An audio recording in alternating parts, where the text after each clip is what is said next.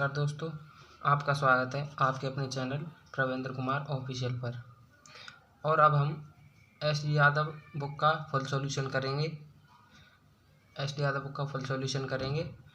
आज हम शुरू करने जा रहे हैं संख्या पद्धति के प्रमुख सूत्र एवं उनके प्रयोगों के बारे में। आइए शुरू करते हैं। श्रृंखला के कुल पद या पदों की संख्या ज्ञात करना। पदों की संख्या कैसे ज्ञात करेंगे? श्रृंखला के कुल पद यहाँ पर दिया हुआ है। जैसे श्रृंखला का मतलब सीरीज, जैसे कोई सीरीज दी गई है यहाँ पर 1 2 3 4 5 6 7 8, ये कोई सीरीज दी गई है। सीरीज मतलब क्रम से चलने वाली। तो इस सीरीज में कितने पद हैं इसके बारे में n इक्वल टू n होता है पदों की संख्या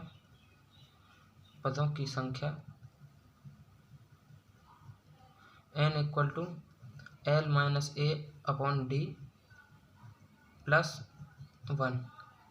L यहाँ पर होता है अंतिम संख्या, A होता है प्रथम संख्या, D होता है यहाँ पे कॉमन डिफरेंस मतलब सार्वंतर। कॉमन डिफरेंस कोई भी इस सीरीज में से कोई भी दो संख्याओं में ये देख लीजिए आप अंतर कितना है। इसमें अंतर कितना है? 5 और 6 में 1 का अंतर है, 6 और 7 में 1 का अंतर है, 7 और 8 में 1 का अंतर है। इसी प्रकार D आपका आ गया 1। तो L अंतिम संख्या 8, प्रथम संख्या 1, कॉमन डिफरेंस 1 +1। 8 में से 1 गया तो 7, नीचे 1 रखें या ना रखें उससे कोई मतलब नहीं है, +1। 7 और 1 8। यहाँ पे आपका n बराबर 8 हो गई पदों की संख्या। दूसरे सूत्र के बारे में जानें। श्रृंखला के सभी पदों या सभी संख्याओं का योग। जैसे कोई श्रृंखला चल रही है आपकी 2 4 6 8 10 12 14 16 18, ये कोई आपकी श्रृंखला चल रही है। आपको ये जानना है कि इस श्रृंखला के सभी अंकों का योग कितना हो गया। इसके लिए फॉर्मूला है योग का, सभी संख्याओं का योग का फॉर्मूला है L+A/2 × n। n यहाँ पे यही n है जो ये पदों की संख्या है। ये हल करने के लिए आपको सबसे पहले n की वैल्यू पता होनी चाहिए। तो n की वैल्यू पता करेंगे हम।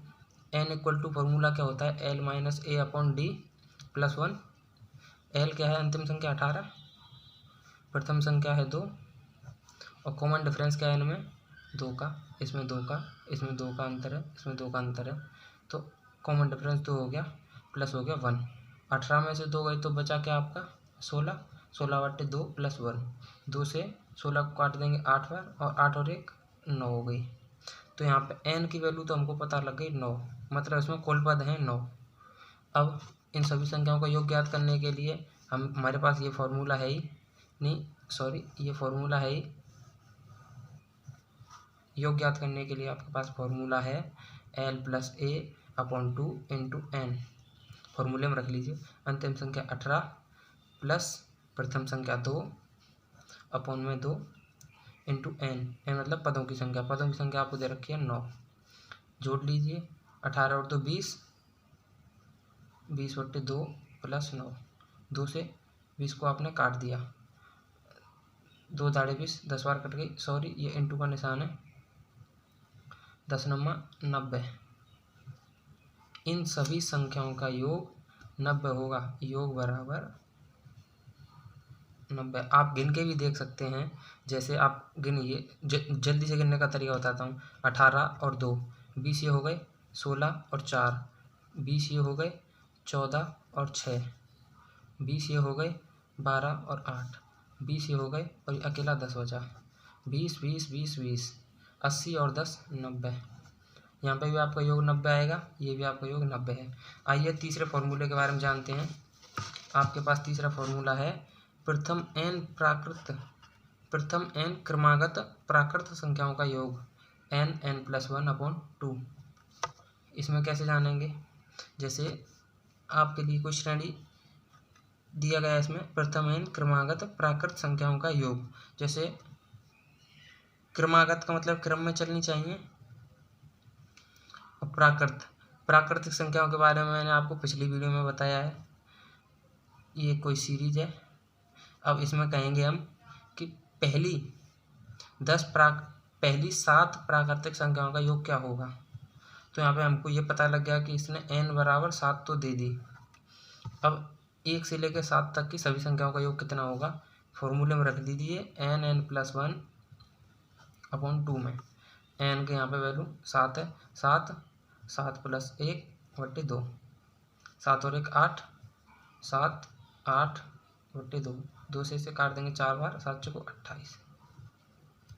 1 से लेकर 7 तक की सभी संख्याओं का योग 28 हो गया।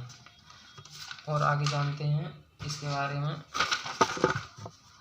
और आपका आगे का फार्मूला है चौथा फार्मूला। ये जो तीसरा फार्मूला आपने पढ़ा है, इसमें ऐसा भी सवाल बन सकता है, जैसे प्रथम 24 संख्याओं का योग, ऐसे बोलेगा क्रमागत प्राकृत, प्रथम पहले लग जाएगा, प्रथम क्रमागत प्राकृत 24 संख्याओं का योग क्या होगा। तो 24 संख्याओं का योग आप फॉर्मूले में रख देंगे n+1/2, 24 24 और 1 25 बटे 2, 2 से इसे काट देंगे 12 बार, 12 का इसमें गुणा कर देंगे, 12 पंजे 60, हासिल 6 लगी, और 12 दूनी 24 और 6 30। यहाँ पर पहली 24 संख्याओं का योग होगा 30। आइए फॉर्मूला नंबर 4 पर चलते हैं। फॉर्मूला नंबर 4 क्या है, फॉर्मूला नंबर 4 है प्रथम n क्रमागत प्राकृत संख्याओं के वर्गों का योग, n+1 2n+1/6। इतना है ये फॉर्मूला, इतने में होगा। ये ऊपर वाला ये फॉर्मूला है n+1 2n+1/6, प्रथम n क्रमागत प्राकृत संख्याओं के वर्गों का योग। जैसे 1 से लेकर कोई सवाल है, 1 का वर्ग, 2 का वर्ग, 3 का वर्ग, 4 का वर्ग, ऐसे ऐसे करके वो संख्या जा रही है आपकी 15 के वर्ग तक। तो हो गई प्रथम n, मतलब प्रथम 15 क्रमागत संख्याओं के वर्गों का योग क्या होगा। तो n बराबर आपको 15 का तो उसने बता दिया पहले ही, ये फॉर्मूले में रख दीजिए आप n+1 2n+1/6 में n की जगह 15 रखना है आपको। 15 n में 1 जोड़े जाएगा तो हो जाएगा 16, और 2n मतलब 2 गुणा 15 + 1/6। यहाँ पे 15, यहाँ पे 16, 15 दूनी 30, 30 और 1 31 अपन में 6। 6 को आप 3×2 के रूप में भी रख सकते हैं। 3 से आप डिवाइड कर देंगे 5 बार, और 2 से आप 16 को डिवाइड कर देंगे 8 बार, 8 पंजा 40 हो जाएगा। ये 40 × 31 हो जाएगा आपका। आप इसमें इसका 40 का 31 में गुणा कर लेंगे, 4 × 4, 4 × 12। 1 से लेकर 15 तक की सभी संख्याओं के वर्गों का योग आ गया आपका 1240। फॉर्मूला नंबर 5 पर चलते हैं। फॉर्मूला नंबर 5 क्या है, ये प्रथम n क्रमागत प्राकृत संख्याओं के घनों का योग। जैसे आपको कोई सीरीज दी गई है, 1 का घन, 2 का घन, 3 का घन, 4 का घन, 5 का घन, 6 का घन, ऐसे ही सीरीज चलती जा रही है आपकी 21 के घन तक। तो ये कहलाएगा कि प्रथम 21 प्राकृत क्रमागत संख्याओं के घनों का योग क्या होगा। तो n बराबर आपको 21 दे दिया। इसके लिए आपका फॉर्मूला होता है घनों का योग के लिए, घनों का योग के लिए आपका फॉर्मूला होता है n+1/2 का होल स्क्वायर। n की जगह आपको वैल्यू दे रखी है 21, 21 यहाँ पर रखेंगे, n की जगह पर 21, 21 और 1 22 यहाँ पर रखेंगे, /2 इसका होल स्क्वायर। 2 से 21 को काट दिया आपने 11 बार, 11 का गुणा करेंगे आप 21 में, तो 11 × 11 यहाँ से 1 लगे आपकी, 11 दूनी 22, 22 और 1 हो गया 23। तो 231 का वर्ग जो संख्या होगी वही संख्या 1 से लेकर 31 तक के सभी संख्याओं के घनों के योग के बराबर होगी।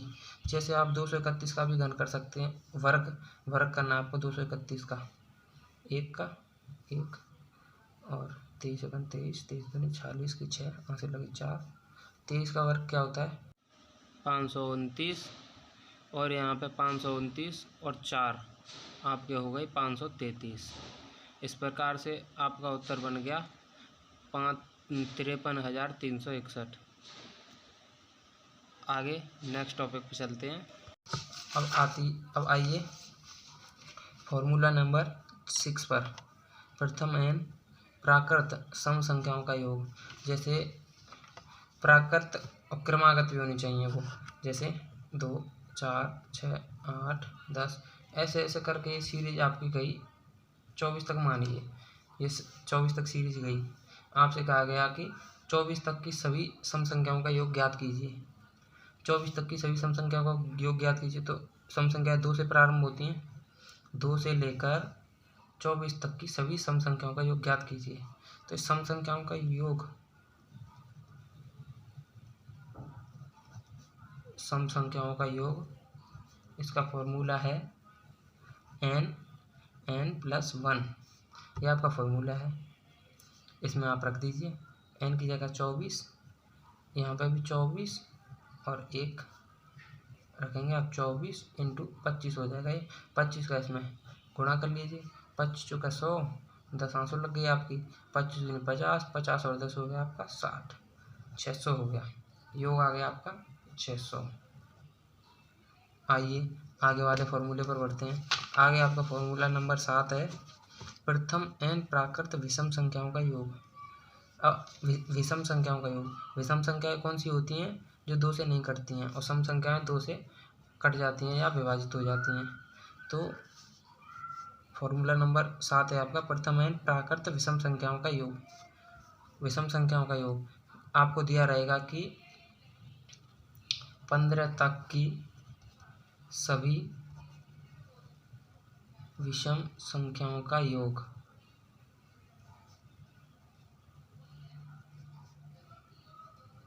ज्ञात करो। ऐसे भी दे सकता है या ऐसे भी दे सकता है। वो 1, 3, 5, 7, 9 ऐसे ऐसे करके जाएगी ये संख्या आपकी 15 तक। इस सीरीज में भी दे सकता है वो 1 से लेकर 15 तक की सभी संख्याओं का योग ज्ञात कीजिए। इसमें आपका फॉर्मूला लगेगा केवल n²। तो आप रख लीजिए 15 तक की सभी विषम संख्याओं का योग, मतलब 15 का होल स्क्वायर। 15 का वर्ग क्या होता है? 225। ये आपका उत्तर आपके सामने। फॉर्मूला नंबर अब 8 पर चलते हैं। प्रथम n प्राकृत सम संख्याओं के वर्गों का योग। जैसे आपको दिया होगा सम संख्याओं के वर्गों का योग। जैसे आपको दिया है, कुछ श्रेणी में दिया है कि 2 का वर्ग है, 4 का वर्ग है, 6 का वर्ग है, ऐसे ऐसे करके चलिए 22 के वर्ग तक रखते हैं। 22 के वर्ग आपसे कहा जाएगा कि 22 तक की सभी सम संख्याओं के वर्गों का योग ज्ञात कीजिए। ऐसा भी कह सकता है। इसके लिए आपका फॉर्मूला है n+1 n+2/6। इसके लिए आपका फॉर्मूला है। इस फॉर्मूले में आप रख लीजिए n की वैल्यू आपको 22 दे रखी है, क्योंकि उसने पूछा था 22 तक की सभी सम संख्याओं के वर्गों का योग। तो n की जगह 22 रख लीजिए यहाँ पर। 22 में 1 ऐड हो जाएगा 23, और 22 में 2 ऐड हो जाएगा तो 24 और 6 से डिवाइड कर देंगे 4 बार। इन सभी संख्याओं का गुणा कर लेंगे 22 × 23 × 4। 22 × 23 × 4। ये जो संख्या आएगी वो 22 तक के सम संख्याओं के वर्ग के योग के बराबर होगी। आइए आगे वाला सूत्र क्या है? विषम संख्याओं के वर्गों का योग, मतलब प्रथम n विषम संख्याओं के वर्गों का योग। ये फॉर्मूला सेम होता है बिल्कुल। जैसे विषम संख्या होती है ना आपकी, 1 का वर्ग, 3 का वर्ग, 5 का वर्ग, 7 का वर्ग, 9 का वर्ग, ऐसे ऐसे करके कोई श्रेणी दे दी उसने, आपको बोला 13 के वर्ग। 13 तक की सभी विषम संख्याओं के वर्गों का योग ऐसे भी आ सकता है। तो इसमें भी आपको n की वैल्यू आपको 13 पता लग गई, फॉर्मूले में रख दीजिए। ये सम का और विषम का सूत्र एक ही होता है, n+1 n+2/6। n की वैल्यू 13 रख दीजिए। 13 n+1, 13 में 1 जोड़ेंगे तो हो जाएगा 14, n+2 13 में 2 जोड़ेंगे तो हो जाएगा 15/6।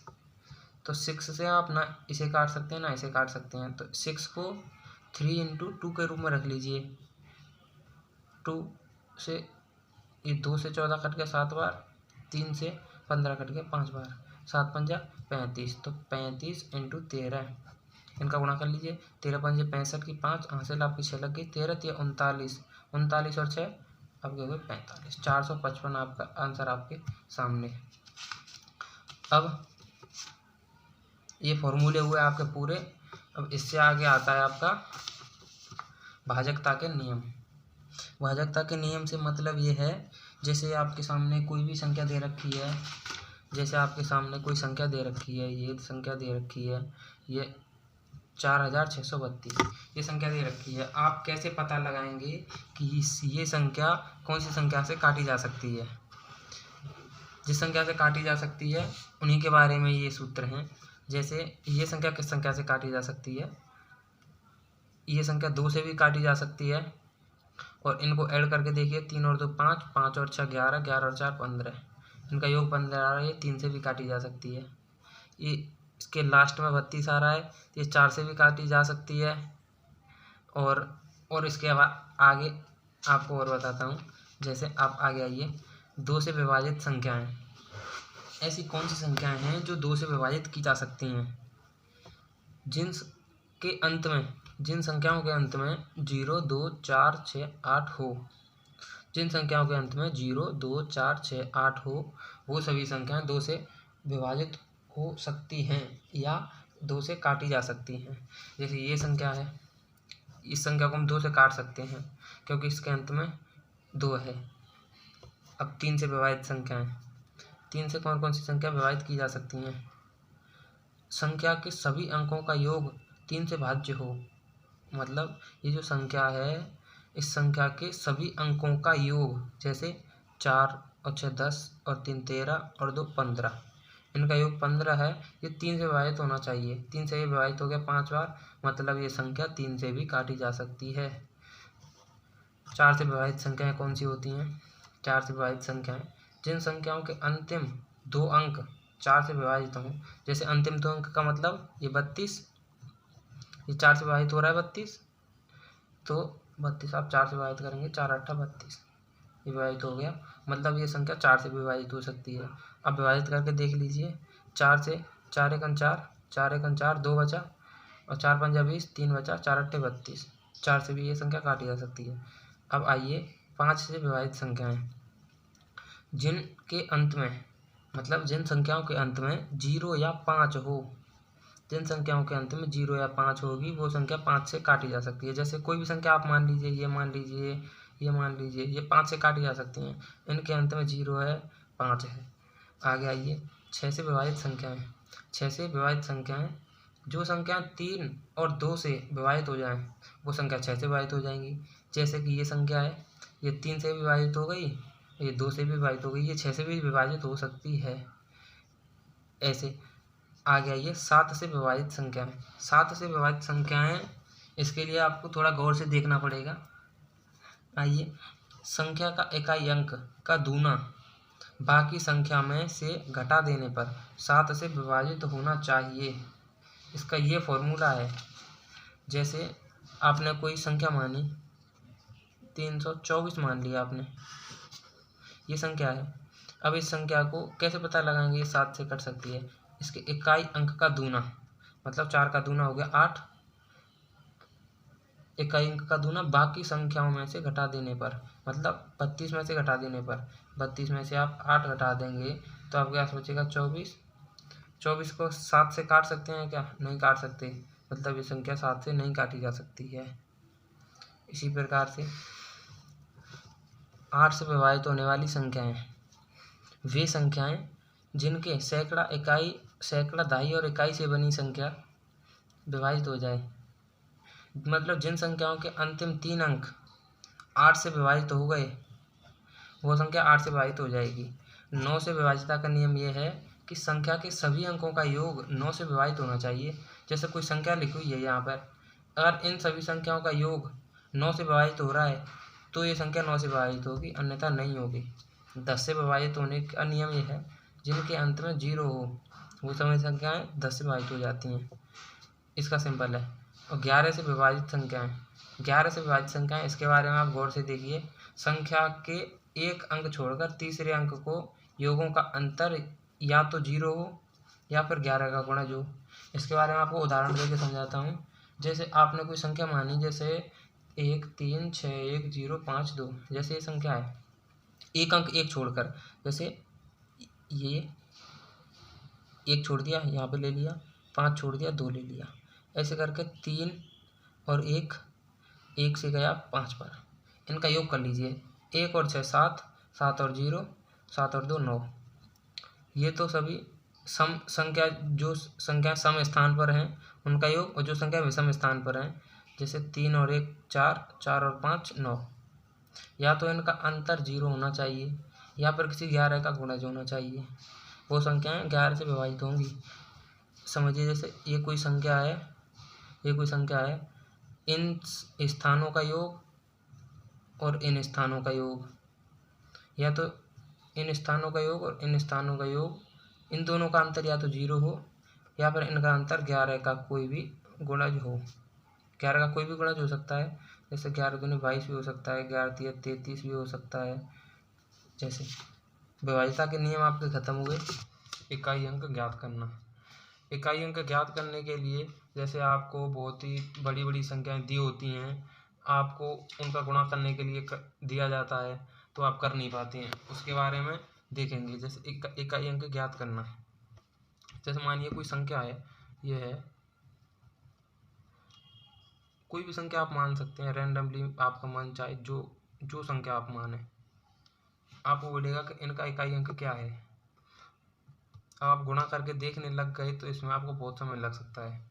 इसके लिए शॉर्टकट विधि ये है कि इन सभी संख्याओं के ये जो अंतिम अंक हैं, इन सभी अंकों का आपस में गुणा कर दीजिए, और जो संख्या आएगी उसका इकाई अंक इन सभी का इकाई अंक होगा। जैसे 7 7 49, यहाँ पर 49 आ गया, 49 में से आपने एक इकाई अंक ले लिया, उसका गुणा करेंगे यहाँ पर, 9 छिका 54, 54 आ गया, 54 का इकाई अंक लेंगे। अब 4 4 का गुणा करेंगे 6 में, 4 छिंगा 24, 24 का इकाई अंक 4, तो इसका इकाई अंक हो गया, पूरी संख्याओं का इकाई अंक हो गया आपका 4।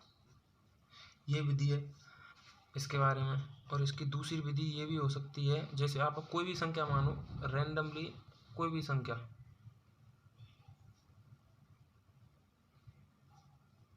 2 4 6 7, 3 2 4 8 7 9, ये सभी संख्याएं हैं। इन सभी संख्याओं के गुणनफल का इकाई अंक क्या होगा, ऐसे सवाल में पूछ सकता है। तो आप इन सभी संख्याओं के अंतिम अंक का गुणा आपस में करिए। अंतिम अंक मतलब इकाई अंक का गुणा, इन सभी इकाई अंकों का गुणा, इन सभी इकाई अंकों का गुणा आप आपस में करिए। 9 का गुणा 7 में होगा 63, यहाँ पे 3 आ गया, 3 का गुणा 7 में होगा 3 7 21, यहाँ पे 1 आ गया, 1 का गुणा 2 में होगा, यहाँ पे 2 आ गया, और 2 का गुणा 0 में होगा, यहाँ पे 0 आ गया, मतलब इकाई अंक आपका आएगा 0। तो इसके लिए आप सादा सिंपल विधि ये याद रखें, अगर कोई भी संख्या बड़े गुणा के रूप में दी गई है, यदि उसमें कहीं पर भी 0 अंतिम अंक आ गया तो उसका इकाई अंक 0 ही होगा। जैसे कोई भी संख्या आप कितनी भी लंबी ले लें, यहाँ पर 8 ले लीजिए, इसका इकाई अंक क्या होगा, आप इसका गुणा करेंगे, लास्ट में यहाँ पे एक अंक बचेगा, वो 0 ही बचेगा, इकाई अंक इसे कहेंगे। अब इसके बारे में इकाई अंक का तो ये हो गया। जो संख्याओं पर घातें लग जाती हैं, तीसरा तरीका ये है, जैसे 4 6 3 2 7 4, इसकी घात आपको दे दी उसने 21, आप घात करने बैठ गए, आपको बहुत अधिक समय लग जाएगा। तो इसलिए आप ऐसा करें, जो आपकी ये घात है, आप घात में से सदैव एक घटाएं, घटाइए, घात में से आपने एक घटाया तो आपका बचा 20, और इसको 4 से भाग कीजिए, 4 से आपने इसे भाग किया तो आपके पास शेषफल आया 0, क्योंकि 4 पंजे 20 होता है, तो ये शेषफल 0 है। शेषफल और भी कुछ हो सकता था, तो इस 0 शेषफल को आप अपनी संख्या का, जो आपकी आधार संख्या है, इसके इकाई अंक की घात बना देंगे, जैसे 4 की घात आप 0 बना देंगे। ये भी जान लीजिए, किसी भी संख्या की घात अगर 0 हो तो उसका उत्तर सदैव 1 आता है, तो इसका इकाई अंक हुआ 1, इकाई अंक हुआ 1। और जानते हैं इससे आगे, 3 2 7 8 4, चलिए 4 5 ये है। इसकी घात आपको कुछ भी दे रखी है, चलो मान लो 32 दे रखी है, इसका इकाई अंक क्या होगा? तो आप 32 घात में से 1 घटाएंगे, आपके पास 31 बचेगा। 31 को आप 4 से भाग कर देंगे, 4 सत्ते 28 हो गया। 31 में से 28 गया तो घात आपके पास बची 3, मतलब नहीं, शेषफल बचा आपके पास 3। तो ये आपके पास जो शेषफल 3 बचा है, अपनी ये जो आधार संख्या है इसके अंतिम अंक की घात बना दीजिए, मतलब 5 की घात बना दीजिए 3 को। 5 की घात 3, 5 का गुणा 3 बार कर लीजिए, 5 25, 25 पंजी 125। 125 का इकाई अंक क्या हुआ? 5। इकाई अंक आ गया आपके पास 5। एक और महत्वपूर्ण तथ्य है, यदि किसी भी संख्या के अंत में अगर 0, 1, 5 और 6 ये सभी संख्याएं अगर किसी भी संख्या के अंत में आ जाएं और उसकी घात आप जो चाहे रख दो, कितनी भी बड़ी कितनी भी छोटी, उसका उत्तर सदैव ये संख्याएं ही आएंगी। जैसे कि आपके पास 10 है, अब 10 की घात कुछ भी रख दो, 777 आप कुछ भी रख दो, तो इसका जो इकाई अंक 0 है, तो इसका कितनी भी घात रखेंगे तो आप इकाई अंक 0 ही आएगा। जैसे आपने 21 ले लिया, 21 की घात आपने कुछ भी रख ली, 21 की घात आपने 20 रख ली, इकाई अंक आपको 1 मिल गया, तो 1 का सीधा 1 रख दीजिए, इकाई अंक 1। 25 है, 25 की घात आप कुछ भी रख सकते हैं, चलो मान लो आपने 2 घात रख ली, तो उसका वर्ग क्या होता है? 625। इकाई अंक आपके पास फिर भी वही 5 आया। या आप डायरेक्ट ऐसे लिख सकते थे कि जिस संख्या के अंत में 0 1 5 6 आता है उन पर कितनी भी घात लगा दीजिए आप, इकाई अंक आपका वही संख्या रहेगी। जैसे आपने 16 ले लिया, 16 की घात आपने 2 मानी, 16 का वर्ग क्या होता है? 256, इकाई अंक आपके पास 6 आ गया। या आप ऐसे भी रख सकते थे कि जिस संख्या के अंत में 0 1 5 6 हो उस पर आप कितनी भी घात रख लीजिए, उसका इकाई अंक सदैव वही संख्या होगी जो उस संख्या के इकाई अंक है। अगली वीडियो में हम डिस्कस करेंगे SD यादव से एक्सरसाइज को। आप सभी का बहुत बहुत धन्यवाद। वीडियो को लाइक, कमेंट और शेयर ज़रूर करें। Thank you so much.